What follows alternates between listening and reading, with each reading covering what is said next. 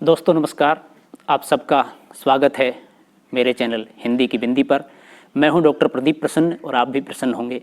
आइए कुछ नई बातें सीखते हैं आज के टॉपिक।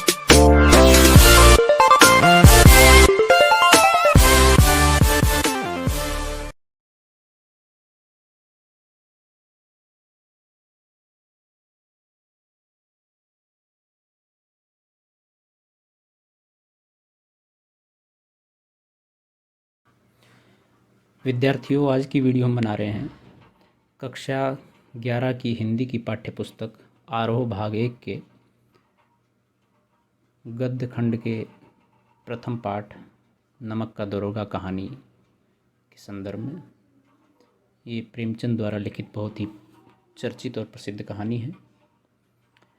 इस वीडियो में हम लेखक का परिचय और कहानी का सार बताएंगे। उसके बाद फिर हम नमक का दरोगा पूरी कहानी का वाचन करेंगे, उसका अर्थ, उसका भाव बताएंगे। जहाँ आवश्यकता लगेगी वहाँ उसको विश्लेषित करेंगे और फिर इस पाठ पर आधारित प्रश्नों के उत्तरों की वीडियो बनाएंगे। तो वीडियो स्टार्ट करने से पहले आपसे रिक्वेस्ट है, यदि आपने हिंदी की बिंदी चैनल को अभी तक सब्सक्राइब नहीं किया है तो प्लीज़ से सब्सक्राइब जरूर करें, बेल आइकॉन को जरूर दबाएं ताकि कोई वीडियो आप मिस न कर पाएँ। हम कक्षा 11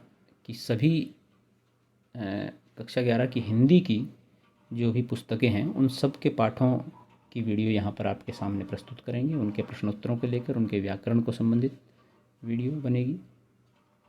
तो आप प्ले लिस्ट में जाकर के कक्षा 12 पर सभी वीडियो देख सकते हैं और ये सभी कक्षाओं की बनेगी हिंदी की वीडियो। तो सबसे पहले हम लेखक प्रेमचंद के जीवन परिचय के बारे में कुछ बात करते हैं। उनका मूल नाम, जैसा कि आप जानते होंगे बहुत सारे विद्यार्थी, धनपत राय है और उनका जन्म 1880 में लम्ही गांव में हुआ, जो कि उत्तर प्रदेश में है। प्रेमचंद की प्रमुख रचनाओं में, उपन्यासों में है सेवा सदन, प्रेमाश्रम, रंगभूमि, निर्मला, कायाकल्प, गबन, कर्मभूमि और गोदान, ये उपन्यास है। और कहानी संग्रह सोजे वतन, मानसरोवर 8 खंड में, गुप्तधन, उनकी जो सारी कहानियां हैं वो मानसरोवर के 8 खंड में प्रकाशित हैं। और उन्होंने 3 नाटक भी लिखे, करबला, संग्राम और प्रेम की देवी।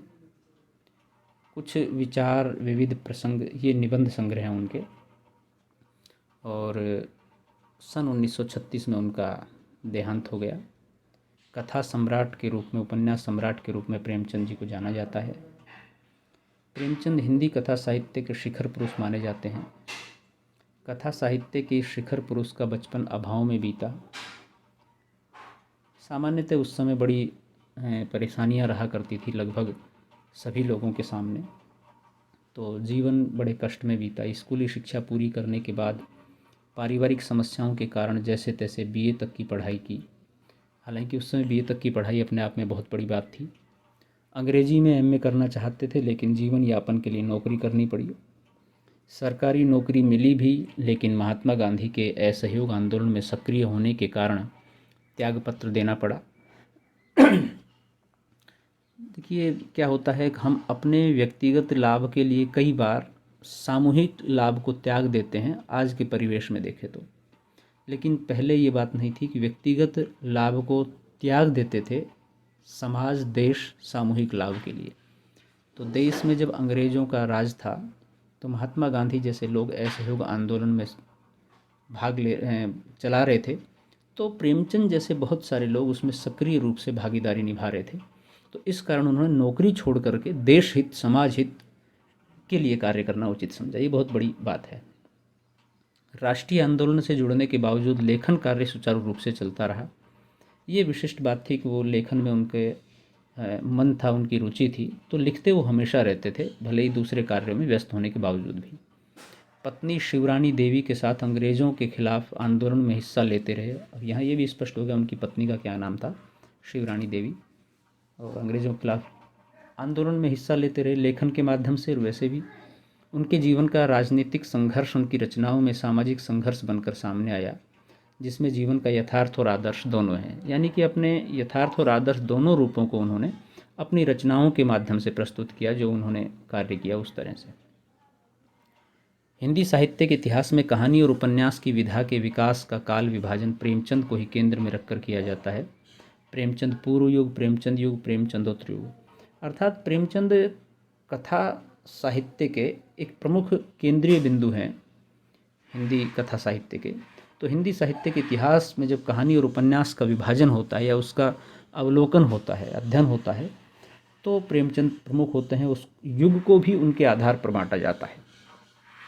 यह प्रेमचंद के निर्विवाद महत्व का एक स्पष्ट प्रमाण है।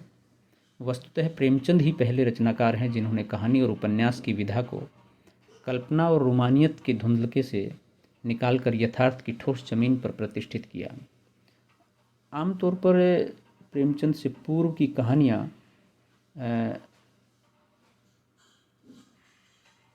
कल्पना पर आधारित ज़्यादा कहानियाँ होती थी, उनमें यथार्थ बहुत कम मात्रा में होता था।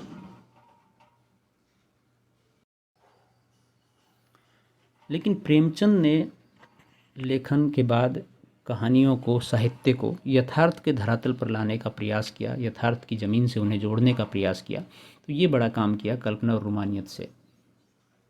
यथार्थ की ज़मीन से जुड़कर कहानी किस्सा गोई तक सीमित न रहकर पढ़ने पढ़ाने की परंपरा से भी जुड़ी।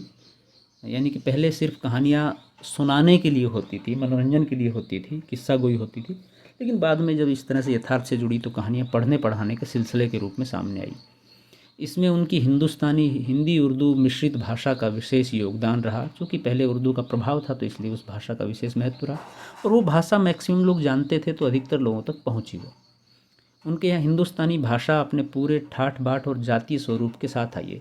यानी कि उसके अंदर कोई लाग लपेट नहीं है, बल्कि सहजपन जो वो बोलते थे, देखते थे, सुनते थे, पढ़ते थे, उस भाषा का प्रयोग उन्होंने अपनी रचनाओं में प्रारंभिक समय में किया, और वो भाषा अधिक प्रभावी रही लोगों को जोड़ने के लिए। उनका आरंभिक कथा साहित्य कल्पना, संयोग और रोमानियत के ताने बाने से बुना गया है। यानी कि प्रारंभ में उन्होंने भी जिस तरह की कहानियाँ प्रचलन में थी वैसी कहानियाँ लिखी, लेकिन एक कथाकार के रूप में उन्होंने लगातार विकास किया और पंच परमेश्वर जैसी कहानी तथा सेवा सदन जैसे उपन्यास के साथ सामाजिक जीवन को कहानी का आधार बनाने वाली यथार्थवादी कला के अग्रदूत के रूप में सामने आए। यानी कि बाद में उन्हें जब एहसास हुआ कि ये एक तो कहानी लिखने के अभ्यास के कारण, दूसरा जब उन्हें एहसास हुआ कि सिर्फ कल्पना के आधार पर, रोमानियत कथाओं के आधार पर लोगों को मनोरंजित करने का काम साहित्य का नहीं है, इन कहानियों का नहीं है, बल्कि कुछ ऐसी बातें इन कहानियों के माध्यम से समाज को चेतने के लिए की जाए कि जो परतंत्रता की स्थितियां हैं, विसंगतियां हैं, असामाजिकता है, अन्याय है, विद्रूपताएं हैं, वो सब समाप्त हो। तो समाज से जुड़े हुए पहलुओं को, पक्षों को उठा करके उन्होंने कहानी और उपन्यास लिखने शुरू किए, और पंच परमेश्वर और सेवा सदन जैसी कहानी और उपन्यास फिर जीवन के यथार्थ घटनाओं को लेकर के लिखे गए साहित्यिक अवदानों में से हैं। यथार्थवाद के भीतर भी आदर्शोन्मुख यथार्थवाद से आलोचनात्मक यथार्थवाद तक की विकास यात्रा प्रेमचंद ने की। अर्थात प्रारंभ में वो आदर्शवादी कहानियाँ लिखते थे, उसके बाद धीरे धीरे यथार्थवादी कहानियाँ लिखने लगे, और ये आदर्श ऐसा हो जो व्यक्ति को प्रेरित करे, उत्साहित करे, आगे बढ़ाए, और उसी तरह के यथार्थ को भी उन्होंने लिखने, बिल्कुल नग्न यथार्थ प्रस्तुत करने का काम उन्होंने नहीं किया।